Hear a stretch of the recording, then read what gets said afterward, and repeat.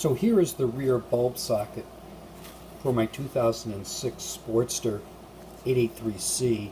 And what happened was this spring, I went to get an inspection sticker and the bulb burnt out, so the garage jockey grabbed a screwdriver and put a 3157 bulb in here.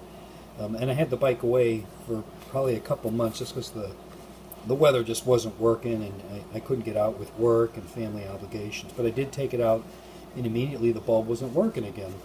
So I replaced the bulb, and that didn't work. I had two bulbs, that didn't work.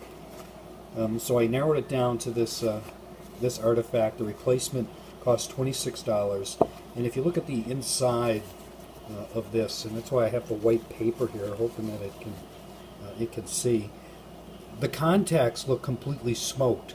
It looked like the bulb that was in there was drawing too much. That stock bulb at the garage. So it was plugged in. All of the pieces here are kind of frayed and broken. The bulb socket itself would not hold a bulb anymore.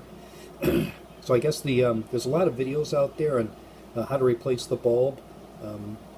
But maybe this might help someone understand that it might be more than simply the bulb, that a quick fix isn't always the right fix. Hope this helps.